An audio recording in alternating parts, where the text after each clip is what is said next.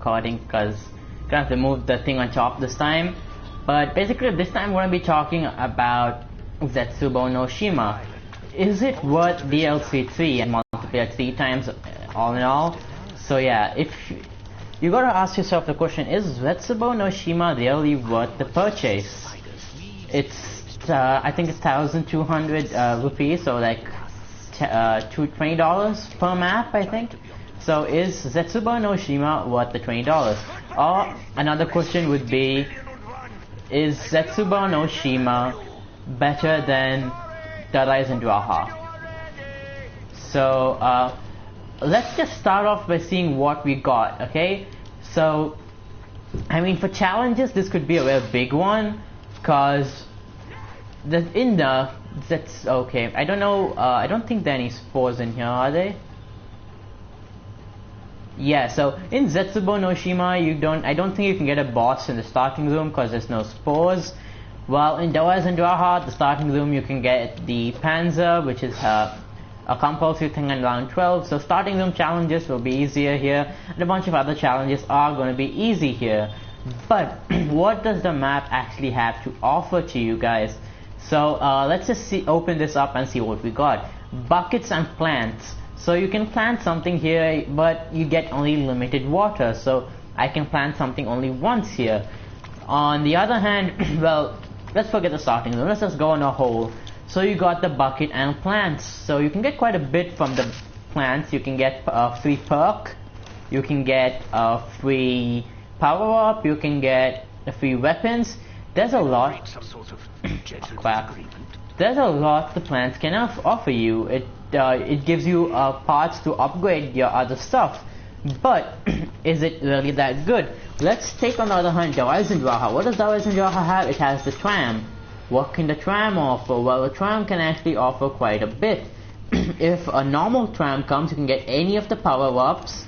It's a given. So, but if the other tram comes, which I know is a very rare occasion, but if the other tram... Nice. If the other tram does come, you can get a pack-a-punched haymaker, which is a shoe shining, or Porter's X2 ray gun. That's crazy. I mean, for pretty much nothing, you're getting a gun which would take quite a bit to find in the box. So let's say 10,000 to just search for it in the box, and then you're getting another 5,000 worth for it getting pack-a-punched. So yeah, you can plant plants anywhere, and one of the greatest things a plant can do is it can keep a crawler for the entire round, so you can do what you want. But is that really that much better, considering it takes 3 rounds to water it, and if you forget to water it once, it's gone. You can't get what you want, and to water it you gotta go pick up your water from exactly where you want. There are different types of water, and you got all that, so it becomes a problem. I'm not saying the plants are bad beside that. Now after that we've got, wait, let me just take care of this. Okay, go away. Next we got the shield. Okay, here's another big point on the shield. The shield on this map does not have rocket boost. So how much do you really like rocket boost? So I know for a fact, for me, rocket boost was I never really used it in any of my videos, but that's because all my videos were single player. On multiplayer, however, rocket boost is quite essential, because it can get water 5 plants, kill a mutant, enraged. Oh, okay, that's easy.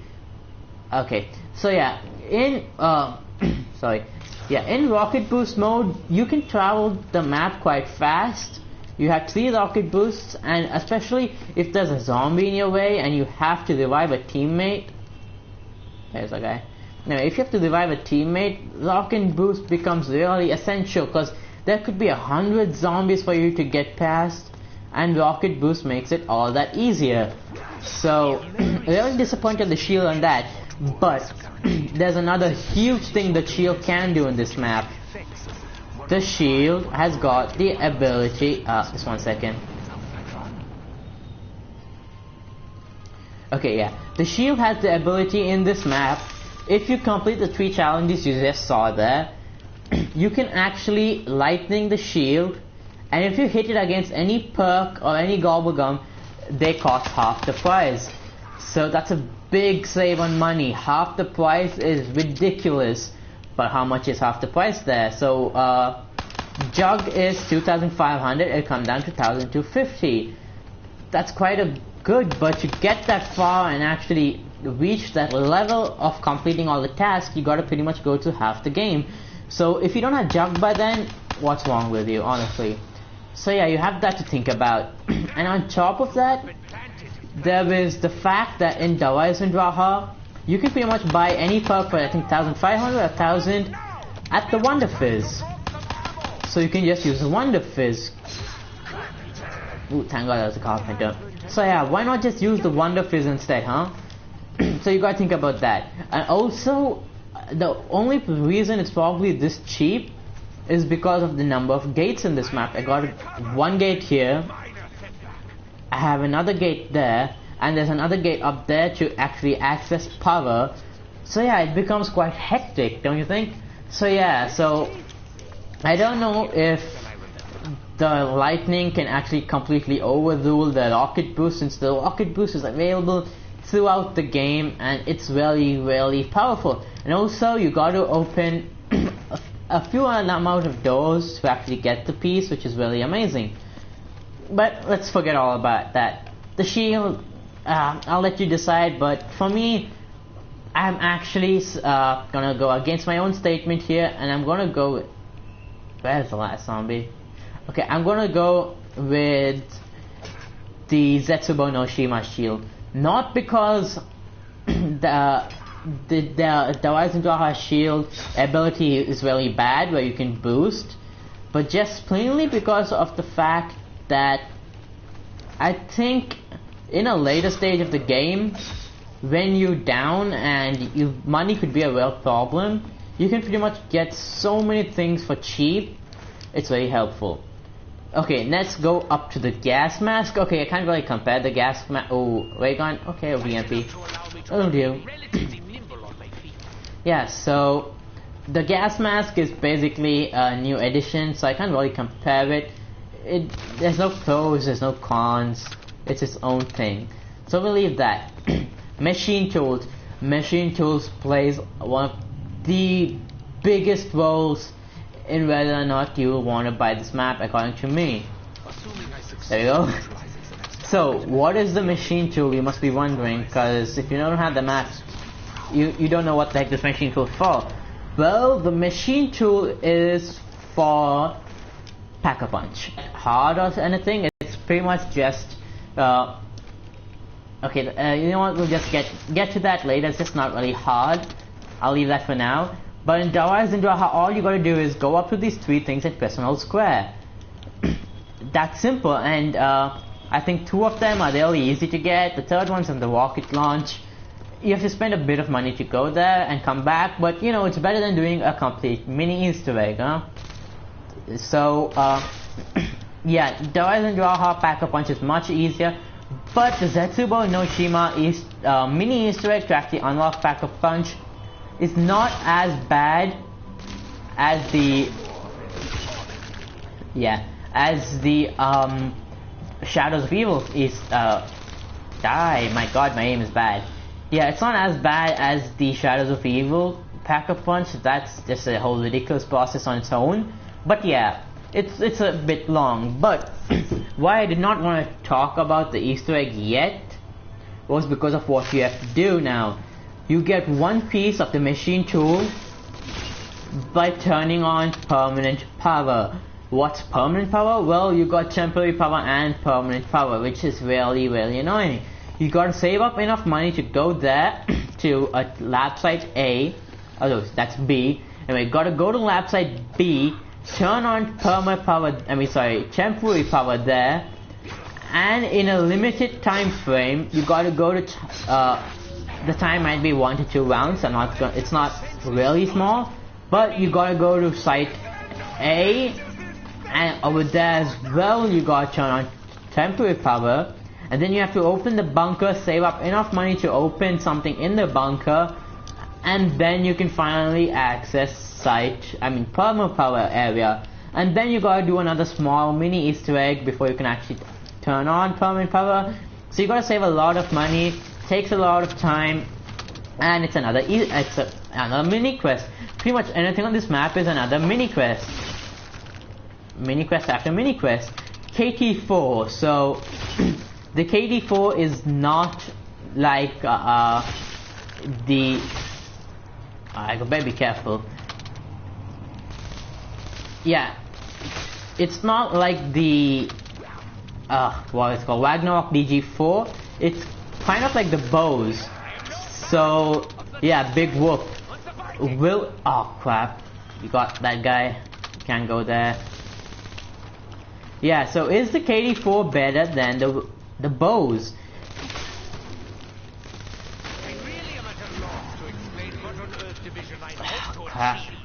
Yeah, so if you really, I'm sorry, commentary is gonna die for a second. I just don't want to die myself. There we go. So, is the KD4 better than the bows? Really? Is it? Well, let me tell you. So, what does the KD4 do? If you've not seen videos already, which I'm pretty sure you must have, the KD4 basically, if you charge it up enough, it acts like a trap, I guess. So it kills any zombie that goes into it.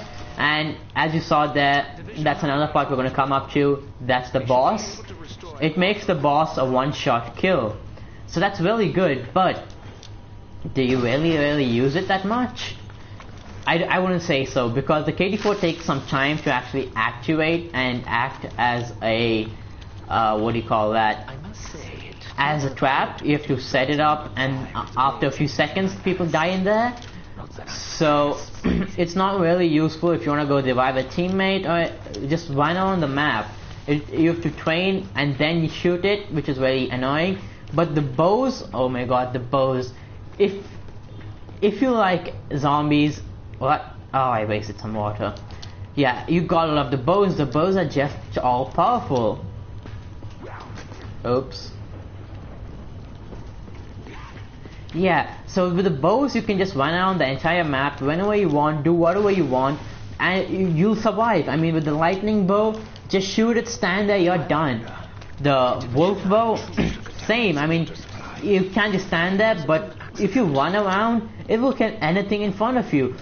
The void bow, if you wait a second, okay, the void bow and the KD4 are kind of the same. I'm not gonna say the void bow is better than the KD4. It actually takes some time for the void bow to work. That's kind of like the KD4. What? Anyway, so yeah, so the void bow.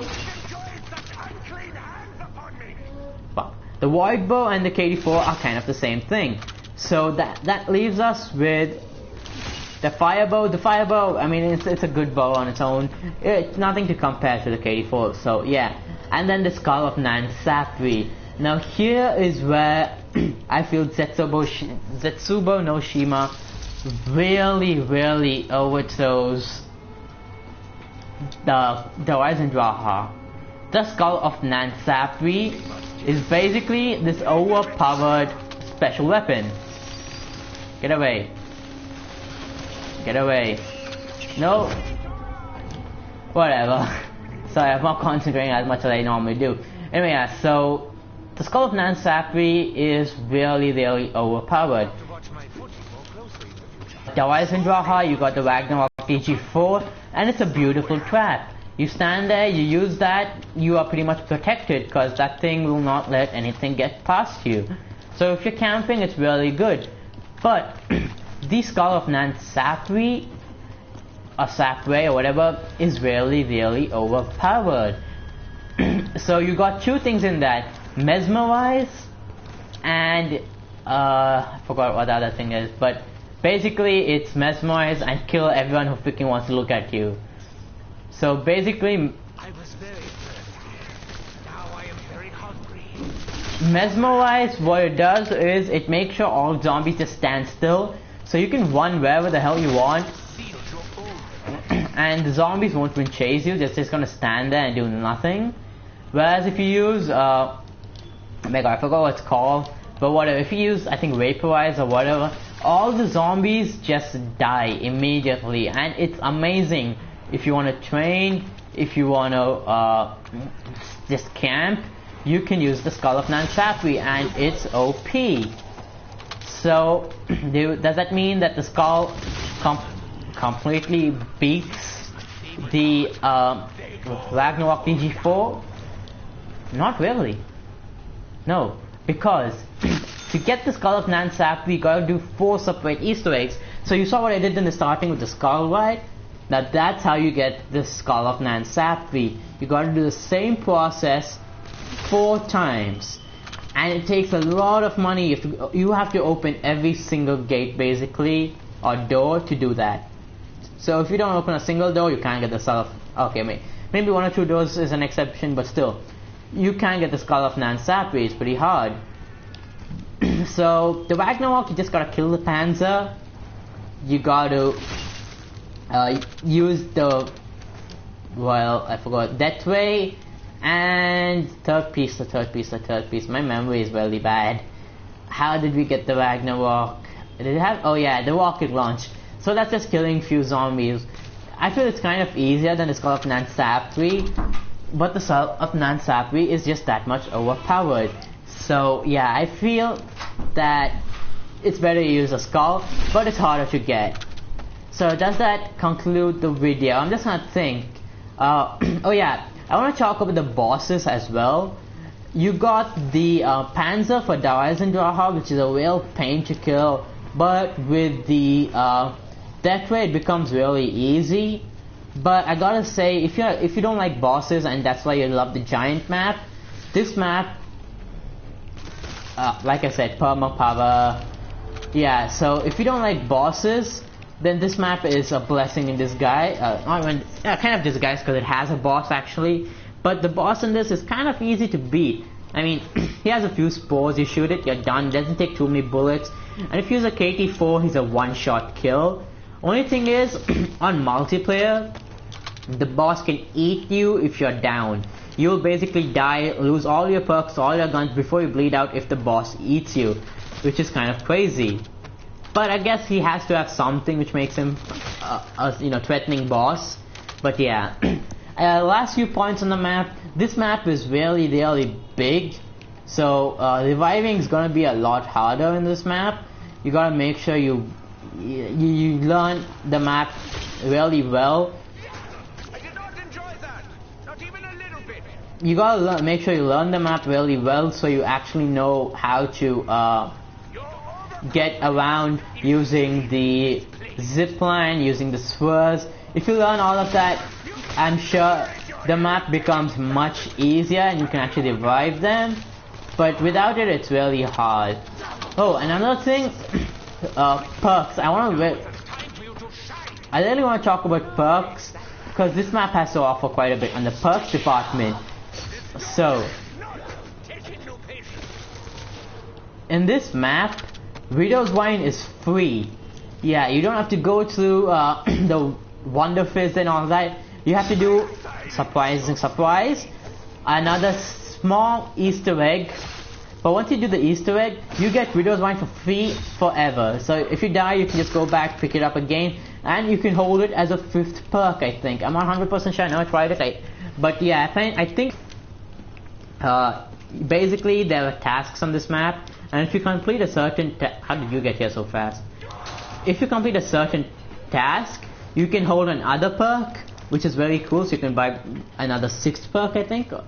And on top of that, oh yeah, that's the way to do the Widow's Wine Easter egg. But you gotta get the KT4 for that, which was another part of the Easter egg. Anyway, yeah. So basically, I forgot what I was saying. Oh yeah, and if you water the plants right, there's a particular plant which will pretty much give you free.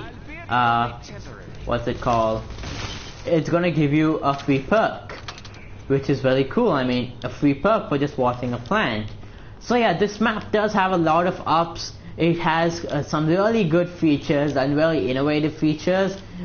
But to me, the Eisendrache just has something I really like. the bows make you overpowered, so even if you suck at zombies like I do, you still feel like you're good because of the bows. And if you're playing with noobs, this map is really good because once you get the bows, you can pretty much protect any noob. So yeah, this map has a lot going for it, guys. So I want to know your thoughts. Please leave them in the comments below. Do you like ZETSUBOU no Shima or do you like the Eisendrache? To me, I feel the Eisendrache slightly goes past ZETSUBOU no Shima. Not by a massive margin, but you know, I have a thing for the Eisendrache. It just has something going for it. But I don't know, guys. It's your call.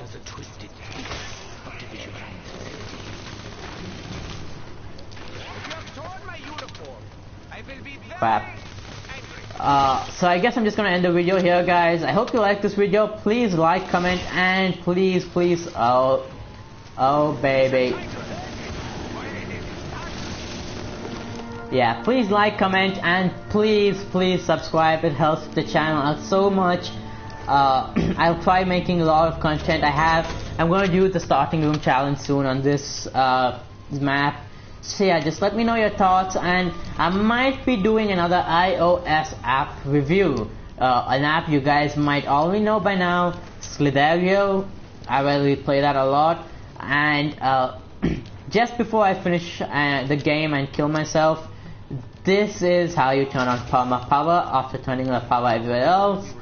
Coming off here, you gotta actually go in there, tear this off, and the mini Easter egg has begun. You gotta kill a whole bunch of zombies here, like this. There are quite a few zombies. Once you kill all the zombies, it's pretty much over. You get perma power, you can walk out and turn on the switch. It's also advisable to do this at the end of the round, as there won't be so many zombies. There you go. So this opened up here. We got perma power and we are down. So that's it, guys. I hope you like this video. Please let me know, what do you like, this or do you like the Eisendrache? Side note, the KD4 is actually like the Wrath of the Ancients, and you can actually upgrade the KD4 into like how you can upgrade the bow, but the upgraded KD4 is not that much better compared to the KD4, like the difference it makes with the bow. That's been it, guys. I hope you enjoyed this video. Please do like, comment, subscribe. I'm Adish, LordWhat. Peace out, guys.